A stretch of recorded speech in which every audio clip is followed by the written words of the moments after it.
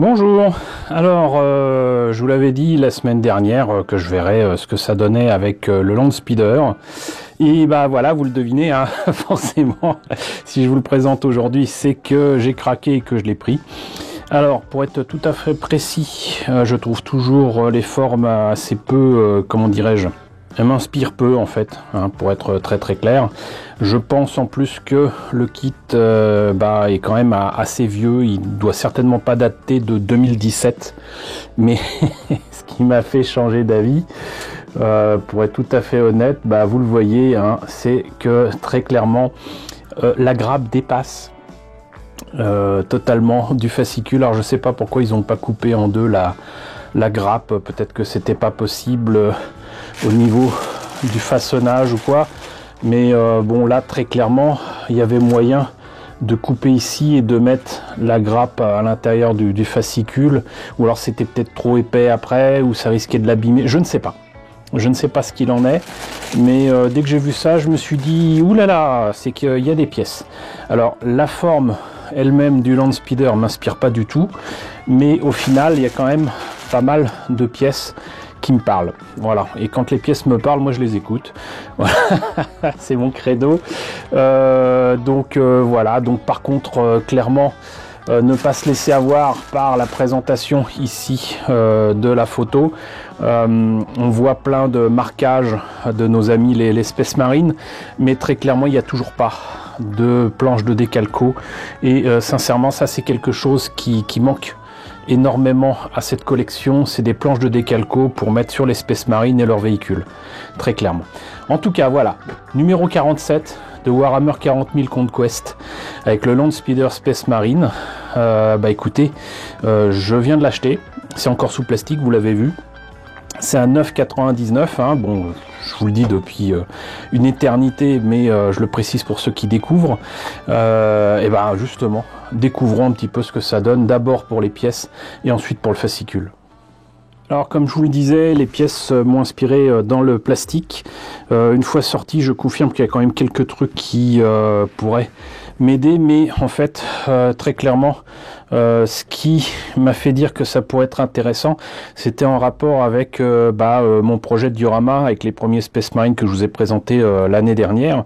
J'ai toujours pas terminé ce diorama parce qu'en fait, j'hésite à placer des personnages supplémentaires dans l'épave, à côté de l'épave, avec peut-être des ennemis, j'en sais rien, ou d'autres Space Marines.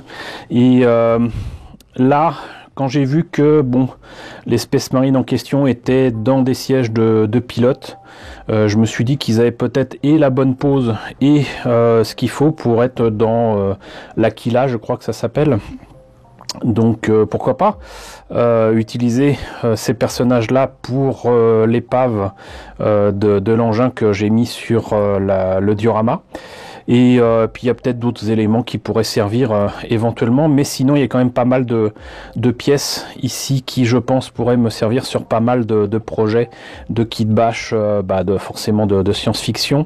Mais ce qui est rigolo, c'est que je pense avoir reconnu une des pièces, celle-ci, que j'ai utilisée au moins sur un Viper, un kit bash Viper, il y a bien longtemps. Faudrait que je revoie mes kits bash pour savoir lequel, mais cette pièce là elle me dit très clairement quelque chose. Et il y a plein d'autres pièces qui sont bien détaillées, qui sont bien sympathiques.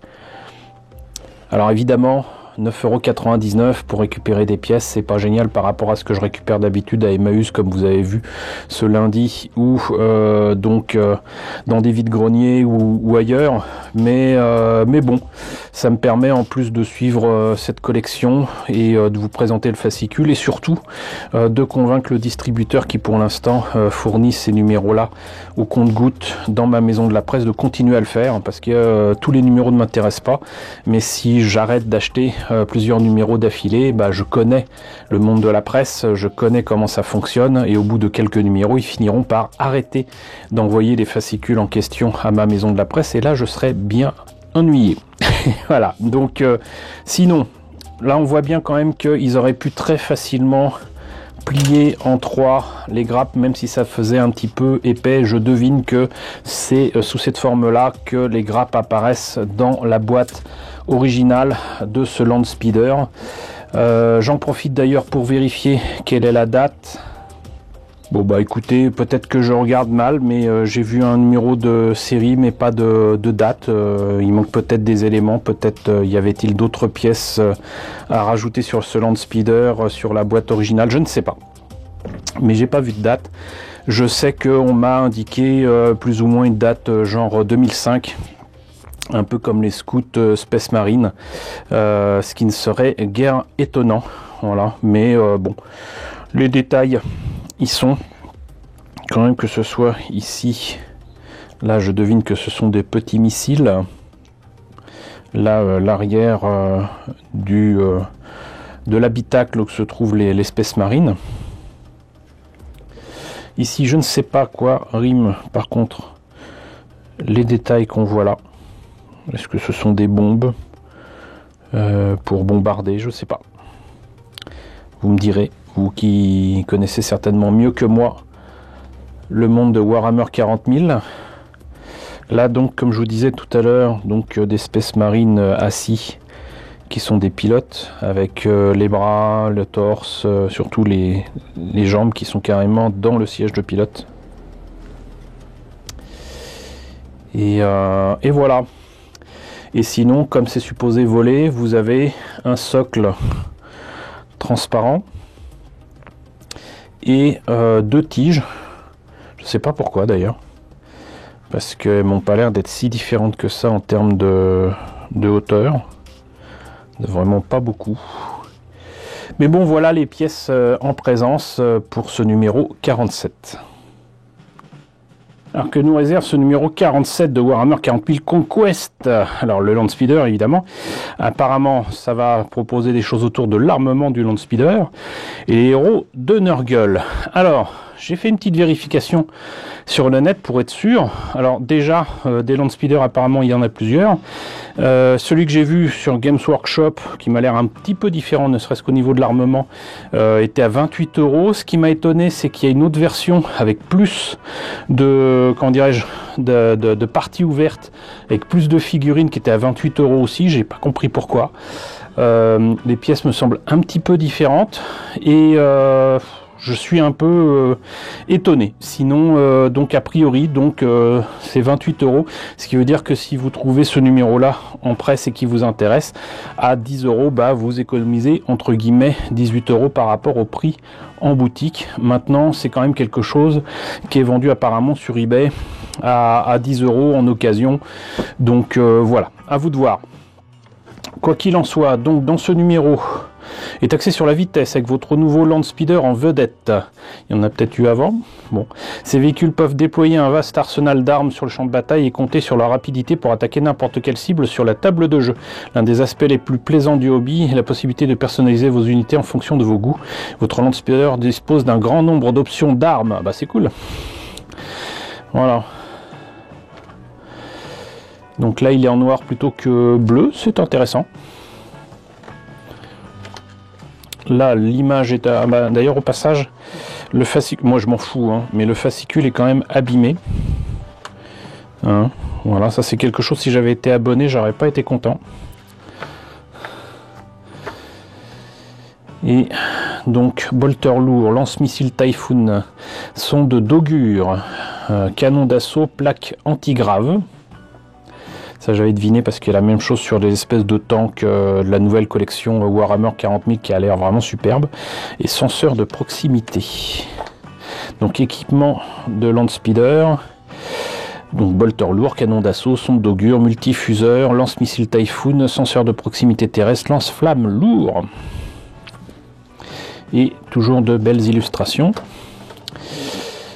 Voilà. Mais c'est toujours aussi abîmé. Héros de Nurgle, tout doit être compté, grand-père de Nurgle l'exige. Spoilpox Scrivener. Des bons de Nurgle. Ouais, je vois pas ce que ça vient faire là. Slowpity Peepers. Bah dites donc, vous avez intérêt à répéter le truc. Hein. Donc le Landspeeder. Il y a des portes. Ah d'accord. Il y a quand même les... D'accord, donc ça explique pourquoi j'ai vu un Landspeeder avec plus de personnages, parce que je ne savais pas que c'était des portes. Et bah, s'il y a des portes, ça explique beaucoup de choses. Voilà. Assemblage. Donc l'autre Landspeeder que j'ai vu, les portes sont ouvertes et il y a d'autres personnages, voilà, c'est tout. Et sinon, donc option d'armement. Là, a priori, on verra. De toute façon, je suis presque sûr que je ne le ferai pas tel quel. Mais bon. Et là, donc, avec tous les pots qu'on a eu avec la collection, a priori, bah, ça commence à être quand même bien fourni. Hein, voilà. Mais j'allais dire tant mieux. Tant mieux, tant mieux. On commence par du Macrage Blue, ça me semblait évident. Quoique moi, j'aurais fait ça déjà avec une bombe de peinture, mais ils vont pas fournir des bombes de peinture dans les maisons de la presse ou en abonnement apparemment. Donc, appliquer la couche de base. Bugsman's Glow, Lead Belcher, Abaddon Black, Retributor Armor, Mephiston Red, Dave Guard Green, Celestra Grey. Voilà. Donc là c'est très très propre. Mais on va pas s'arrêter là apparemment. Donc il faut ombrer avec du non-oil, Agrax Surfshade et Reikland Flesh Shade. Bon, eux ils considèrent que c'est bon. Moi pour moi non, mais pourquoi pas. Là ils brûlent les étapes, hein, sincèrement. Donner de la profondeur à notre Landspeeder avec du non-oil, brosser à sec, enfin quand même, avec le Stormmost Silver, peindre la lentille. Bon, je vous ai déjà expliqué la dernière fois que moi c'est le genre de truc que je fais soit avec des cabochons, soit avec une pointe de blanc et je mets du rouge transparent dessus ensuite. Celestra Grey, Mechanicus Standard Grey, Liberator Gold, Wild Rider Red pour éclaircir. Et ben vous voyez, plus c'est abîmé, je risque de carrément arracher les pages.